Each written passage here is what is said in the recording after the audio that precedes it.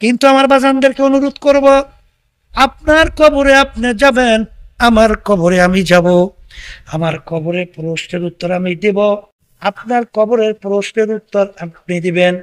যদি আমি কোনো ভুল বইলে থাকি, ওলামায়ে কেরাম স্টেজে আছে, মাঠেও আছে, ভুল হইলে বলেন আপনি হুজুর ভুল বলছেন, কি কথা কন না কা? যদি ভুল না হয়, আমি আমার বাজানদেরকে বলবো, কবরে কিন্তু কোনো পীরের পরিচয় না,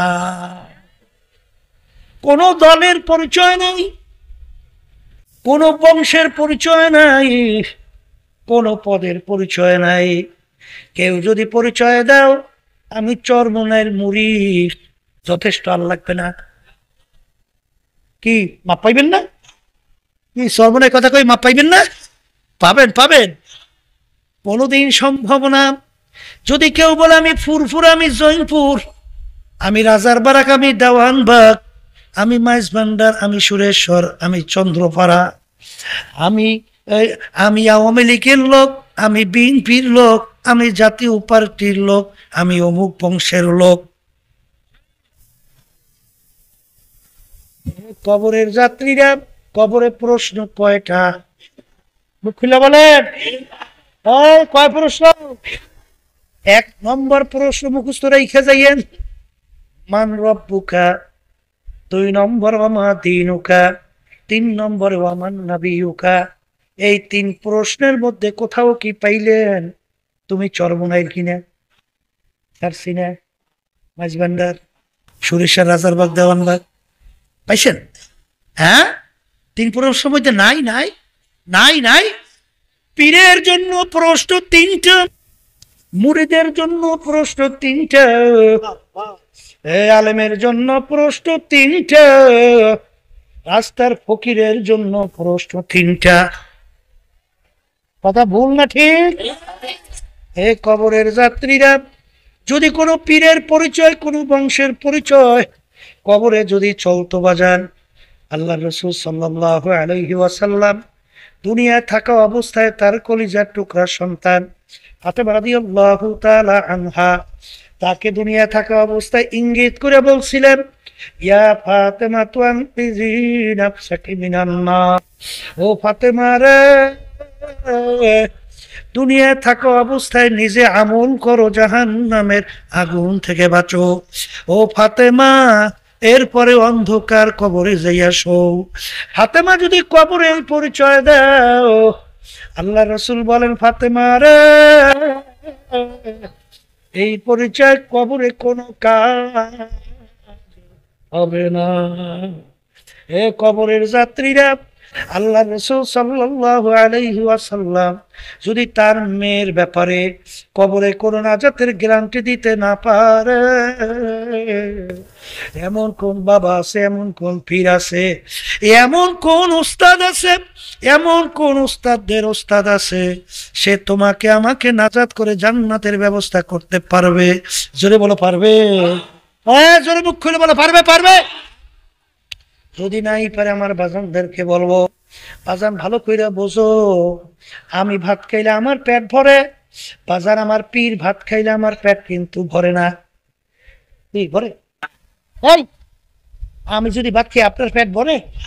হ্যাঁ, এই তোমাকে যদি পিঠান দে, পিঠান দে, ওই পিঠানে ব্যথা আমি পাই না, তুমি পাও? আসতে কয় কে ভাই, কে পা?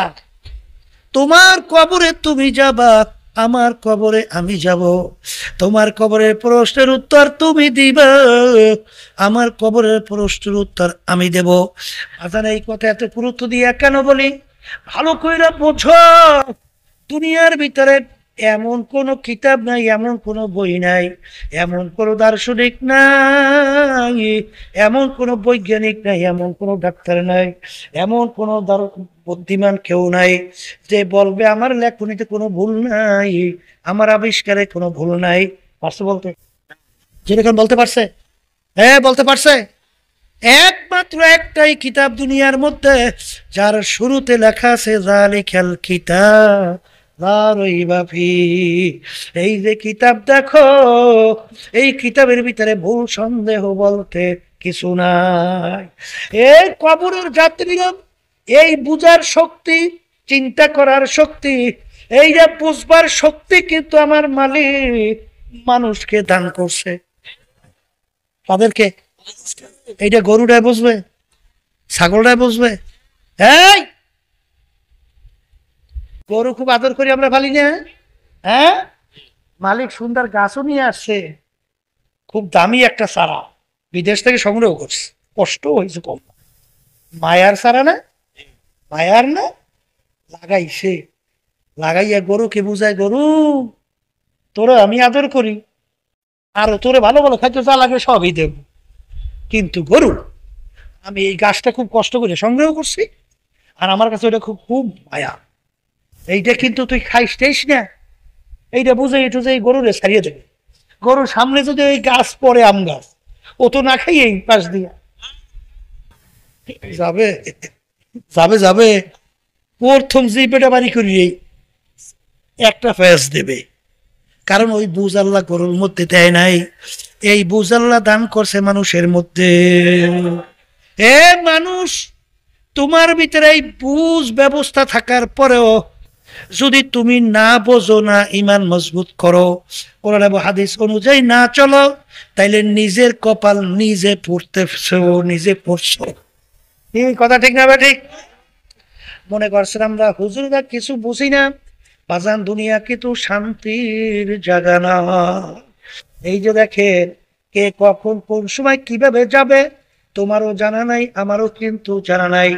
এই যে গত মাসের আগের মাস দেখছেন আগস্টে, হ্যাঁ, জুলাইতে শুরু হয়েছে এই যে কোঠা বিরোধী সংগ্রামের ছাত্ররা, তাদের কত ভবিষ্যৎ চিন্তা, এই বড় বড় অফিসার হবে, বড় শিক্ষিত হবে, বড় ব্যবসা করবে, অনেক কিছু করবে, সমাজের পট পরিবর্তন করবে।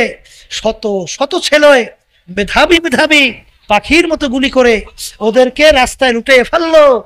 আজকে ওরা দুনিয়ার আলো আর দেখতে পায় না। ওরা কি বুঝছিল আমার জীবনের বাতি ওখানেই শেষ হবে? জোরে কর। আজকেও যখন দেখা করে, এই ওরা বলতেছে হুজুর ওর বুকের ভিতরে গুলি লাগছে, ও আবার বাড়ি করে দেখায় হুজুর এই গুলি দাগ দেখতেছে। হ্যাঁ, এই কে কখন কোন সময় কিভাবে চলবে, কে কে কখন কোন সময় কিভাবে কবরে রওনা করবে, কার জানা আছে? আর একটু আসতে ক, আছে আছে। আর এমন একটা ব্যাপারে একবার যদি কেউ দুনিয়া থেকে বিদায় নিয়ে কবরে যাও, আর দ্বিতীয়বার ফেরত আসা যায় না। যা যা যা, জোরে কাও যায়। আর দুনিয়া মাজরাতুল আখিরাত, এই দুনিয়াটাই হলো আখিরাতের সম্বল, সম্পদ, ফসল কামাই করার জায়গা। আমার বাজানদেরকে বলবো, পর্দা আলাই মা বোনদেরকে বলবো, বাজান আমরা ভালো করে চিন্তা ভাবনা কইরা দেখছি, কোরআনুল কারীম নাযিল হইল আল্লাহ রাসূলের উপরে, দুনিয়ার কোনো শিক্ষায় শিক্ষিত ছিল না, ছিল না।